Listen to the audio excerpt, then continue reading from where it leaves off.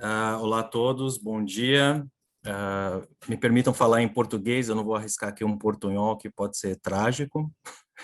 É, o que eu tenho para apresentar para vocês, agradecendo inclusive o espaço desse seminário, é um trabalho que foi uma experiência didática com um público-alvo que foram estudantes do curso de pedagogia, né, os futuros professores de crianças ali entre 7 e 10 anos, também participam da educação infantil aqui no Brasil.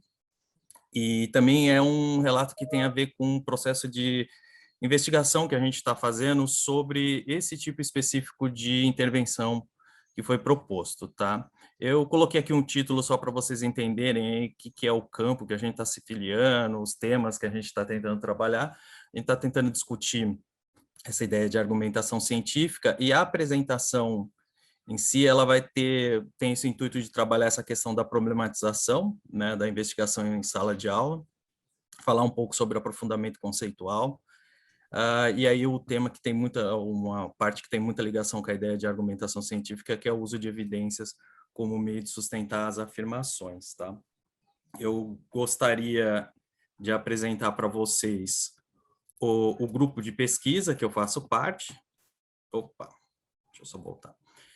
O nome do grupo de pesquisa é Ensino de Geografia em Múltiplos Contextos. A líder do grupo é a professora Jerusa Vilhena de Moraes, ela é a professora da Universidade Federal de São Paulo, né? E eu sou o Éden Correia Carli, eu sou professor da rede de ensino pública aqui na cidade de São Paulo, mas sou orientando de doutorado dela, nesse projeto de investigação sobre esses processos didáticos no ensino superior.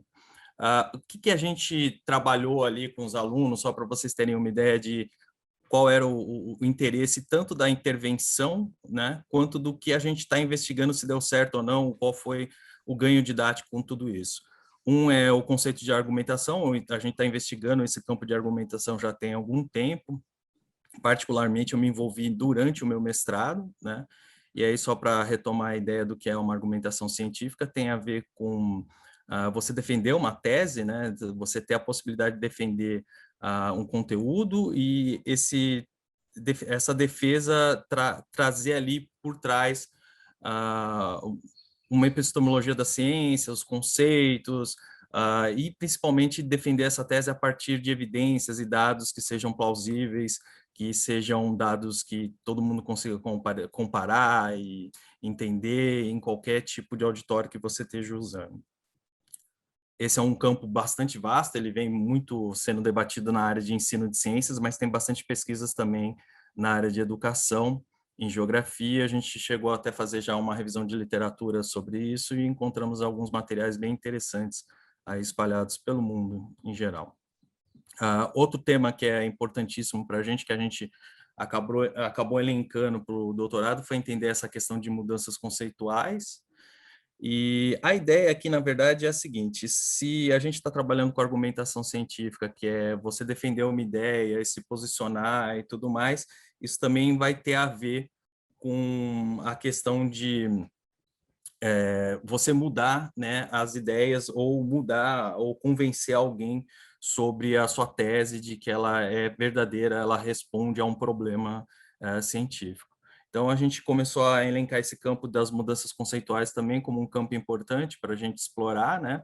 E o interesse sempre é de, ao fazer os alunos argumentarem, eles aprenderem sobre a habilidade de argumentar, mas também, ao argumentar, eles aprenderem conceitos da geografia. Esse seria talvez o principal, né, do que a gente está trabalhando e qual é o nosso interesse na hora que a gente está propondo esse processo didático. Para isso, a gente também está trabalhando na área de ensino por investigação, com uma coisa que a gente tem buscado na literatura, que são as ideias de modelos instrucionais. Basicamente, ali são modelos para a gente pensar que processos são interessantes durante a sala de aula, né? Seja de uma primeira etapa de uma atividade de diagnóstico, de como os alunos pensam sobre determinado conceito, aí a gente avançando para uma problematização, esses alunos investigarem esses dados, investigarem o problema, até eles montarem um argumento de qual seria a tese que eles defenderiam para resolver esse problema, e elaborarem ali processos de discussão, se o que eles estão defendendo está coerente ou não, e inclusive debates sobre até que ponto a tese se firma ou não. Então, o que a gente está fazendo aqui? É um desenho de um processo didático dentro da sala de aula sendo investigado, né? Tanto qual é o potencial dele na formação dos professores, quanto qual é o potencial deles para a discussão da geografia escolar. A gente fez uma investigação com alunos do curso de pedagogia, né? Eles todos estavam matriculados numa disciplina chamada Fundamentos Teóricos e Práticos da Geografia. A gente tinha na disciplina ali um total de 56 alunos, é um N até grande, né? Se imaginar uma disciplina com 56 alunos, com todos esses eventos de epidemia, teve bastante alunos matriculados especificamente nessa disciplina. E durante o processo que eles estavam trabalhando com o conteúdo em si, trabalhando com a investigação, a gente fez toda a gravação das discussões dos grupos, a gente está avaliando tanto vídeo quanto áudio nessa situação. Tem ali uma vantagem da pandemia, que foi a questão da gente usar essas ferramentas de comunicação, a gente usou o Google Meet, e isso facilitou bastante a gravação dos alunos, como eles estavam interagindo com o material e tudo mais. Deixa eu só apresentar qual é o problema, né, que a gente montou ali para os alunos. Ele trata de uma questão específica ali do tipo climático do Brasil, do tipo climático que tem a ver ali com o sertão nordestino, a região semiárido brasileiro, né? Eu coloquei ali um primeiro mapinha ali só para a gente ter uma ideia do que é esse semiárido, né? Uma região que não chega a ser o deserto que vocês têm, né? Mas por uma condição climática de uma menor precipitação, ali intervalos de períodos de escassez grandes de chuva durante um ano, tem períodos de chuva e períodos de escassez, ele é configurado como uma região como semiárido. A grande questão que existe quase que uma lenda dentro da geografia escolar no Brasil, de que a resposta para responder esse problema do porquê essa região é seca ou semiárida, né, seria por conta de um planalto que existe no litoral nordestino brasileiro. Eu destaquei ali no quadradinho da primeira imagem, seria aquele número 11 ali, ó, a região do planalto, que é chamado de Planalto da Borborema. A explicação para essa questão geralmente é usada de que o que existe ali são chuvas orográficas, né?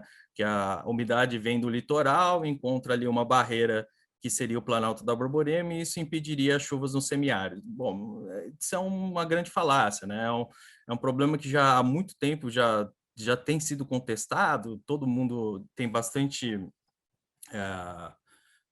existem bastantes estudos quase indignados aqui no Brasil sobre essa questão permanecer, e a gente encontra ainda mesmo em vídeos de internet, na hora que os professores vão montar a aula, ainda bastante pessoas defendendo esse tipo de tese, né?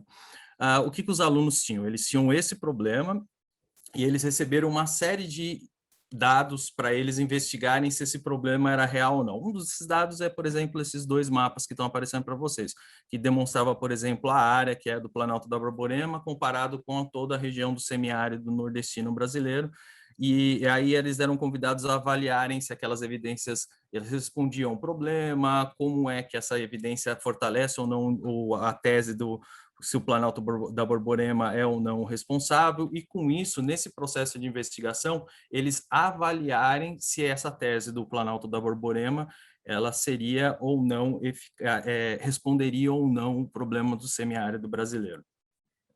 O que a gente queria? Quais eram as características desse problema aí?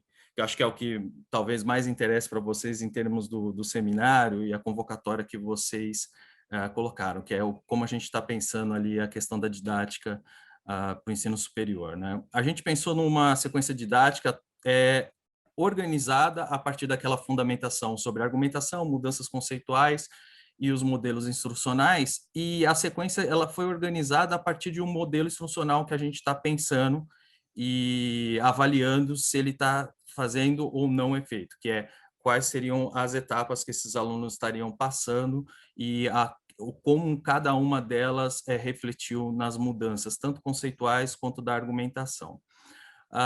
O modelo que a gente pensou e está ainda ele fechando algumas discussões, avaliando ele tinha como objetivo ser uma resolução de um problema científico, tanto é que é um problema que ele aparece na pauta do auditório argumentativo da climatologia no Brasil, né? E para resolver ele, a gente propôs um modelo de argumentação que ele é chamado de modelo deliberativo, né? Dentro da literatura do campo tem essas discussões entre se você está colocando duas teses em disputas, eu acho que dá para entender quando eu coloco esse ponto das duas teses em disputa, que ela é a mais comum, né? Aquele debate que você põe um a favor, um contra e coloca eles ali para discussão. Por exemplo, a questão das mudanças climáticas é uma apresentação de uma tese da influência do homem ou não no processo. Esse seria um modelo em que a gente está disputando teses, né? No caso, o modelo não era esse. Toda a sala de aula e as perguntas e como foi montado é para os alunos, observando aqueles dados, eles chegarem a uma deliberação, ou seja, eles tomarem uma decisão sobre que tipo de informação, que tipo de tese eles vão defender a partir do problema que foi apresentado. Dentro dessa discussão, a gente está construindo esse material, né? Esse material foi construído apresentando os dados para os estudantes. Eu estava vendo até o grupo anterior lá de Temuco, que eu achei bastante interessante, essa produção de materiais, evidências bem organizadas e disponibilizadas num site, às vezes a gente tem algumas dificuldades no Brasil, a gente tem alguns institutos e tudo mais. Para esse problema específico, eu não tinha como disponibilizar para os alunos locais específicos, às vezes não se perderem no mundão da internet. Então, nesse caso em específico, a gente propôs que os dados estariam evidentes para eles. Eles estariam trabalhando com dados que nós deixamos prontos e não eles produzirem dados, como é comum dentro da área de argumentação científica, por exemplo, os alunos experimentarem a produção de dados com experimentos científicos, né? Na área de geografia, a gente já encontra um pouco mais de dificuldades nesse tipo de produção, a gente tem saídas de campo, tem outras possibilidades, mas nesse caso em específico, os dados foram fornecidos para esses estudantes para que eles observassem, aquele exemplo do primeiro mapa. Quedan 3 minutos. Graças. Para que eles observassem esses dados e tomassem as decisões, tá?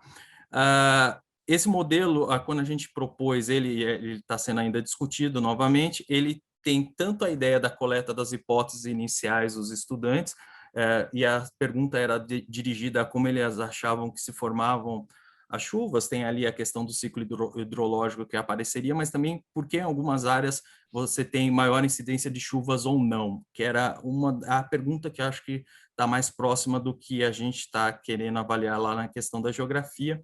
E a ideia dessas perguntas iniciais é a questão das mudanças conceituais, quanto que esse aluno avançou, mudou conceitos e como ele foi reelaborando esses conceitos em torno do processo argumentativo, da discussão do grupo com relação aos dados. Que a gente está aí, ó, como que a gente está aí na pesquisa. A pesquisa já foi aplicada, né? A gente fez ali a intervenção com esses estudantes, avaliou, gravou e tudo mais, e agora a gente está com interesse de analisar as discussões e os resultados disso daí, e avaliar esse modelo se ele está funcionando ou não. O que a gente está avaliando? A gente está avaliando a qualidade dos argumentos que foram produzidos, tá? E aí tem uma teoria específica para a gente discutir o que é um argumento de qualidade. A gente está analisando que tipo de mudanças conceituais aconteceram durante esse processo de investigação e a gente está avaliando também a interação dos grupos durante a atividade para a gente sentir ali uma questão de como esse grupo lidou com esses materiais, tá? Essa não é uma pesquisa isolada, tá? Avisando a todos, é uma pesquisa que envolve... Eu, por exemplo, apliquei sobre essa questão de argumentação científica, mas dentro do grupo de pesquisa a gente tem analisado essa questão de didática no ensino superior. Já tem um outro material também produzido, é do mestrando, o nome dele é Joines, e ele analisou outras coisas também sobre essa questão de aplicação de didáticas do ensino superior e pensando também para a geografia escolar. E aí a gente está disponível sempre para contato, se vocês quiserem discutir mais sobre o que a gente está desenvolvendo como grupo também de pesquisa, ok? Muito obrigado a todos.